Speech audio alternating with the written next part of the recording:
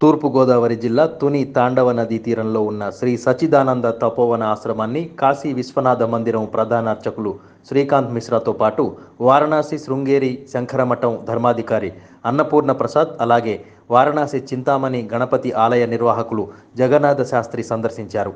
ఆశ్రమానికి చేరుకున్న వీరికి వేద పండితులు, వేద విద్యార్థులతో పాటు పట్టణ ప్రముఖులు సైతం పెద్ద ఎత్తున ఘన స్వాగతం పలికారు. ఆ తర్వాత ఆశ్రమంలో ముందుగా శ్రీ సచ్చిదానంద సరస్వతి స్వామి వారికి కాశీ క్షేత్ర నుంచి తీసుకువచ్చిన పుష్పమాల సమర్పించి ప్రత్యేక ఆధ్యాత్మిక గీతాలు ఆలపించారు. ఆ తర్వాత తపోవని పీఠాధిపతులు శ్రీ సరస్వతి స్వామివారు శృంగేరి పీఠం జగద్గురుల పాదుగుల దర్శనం కల్పించారు.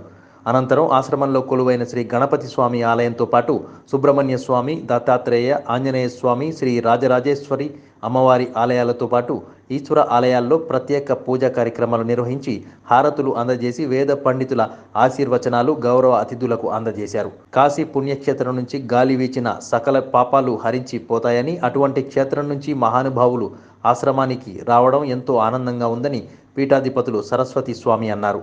కాశీ విశ్వనాథ ఆలయ ప్రధానార్చకులు మాట్లాడుతూ కాశీ క్షేత్ర విశిష్టతను వివరించారు.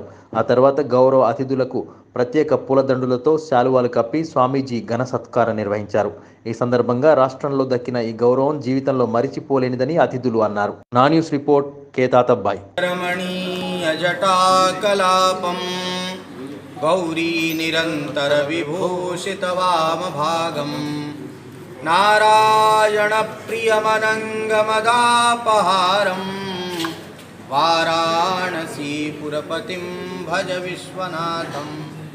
वाराणसी निविशते नवसुंदरायां तत्र स्थितिर्भुजां भुवने निवास.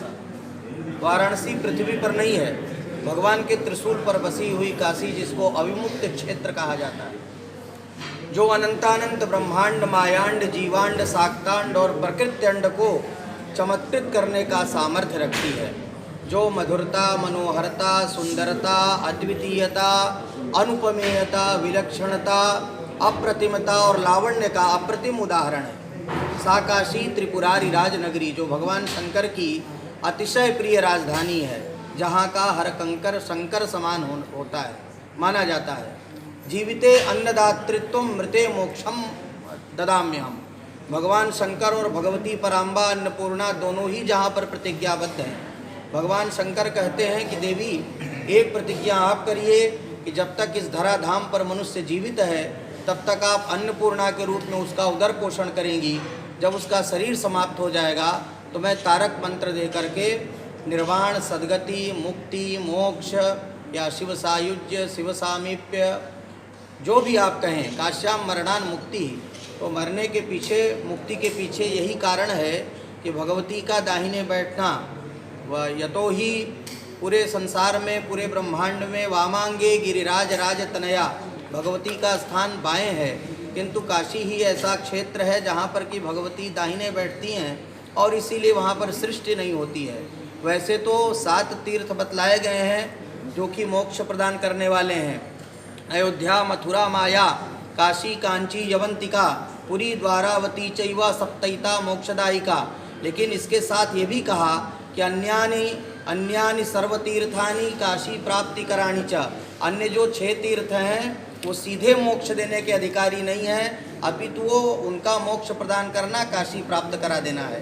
तो उस काशी के प्रति इतना आदर भाव, उस काशी को अपने हृदय में धारण करने वाले पूज्य स्वामी सच्चिदानंद सरस्वती जी महाराज के इस तपोवन में आकर के ऐसा मालूम पड़ता है कि जैसे हम किसी दूसरी दुनिया में चले गए हों या फिर किसी अन्य लोक में चले गए हों, क्योंकि यहाँ पर भगवती पराम्बा का स्थान, भगवान भूत भावन भोलेनाथ का स्थान, राम जी का स्थान, हनुमान जी का स्थान, माने सभी देवी देवताओं का परम अनुग्रह इस तपोवन के अंदर प्राप्त हो रहा है.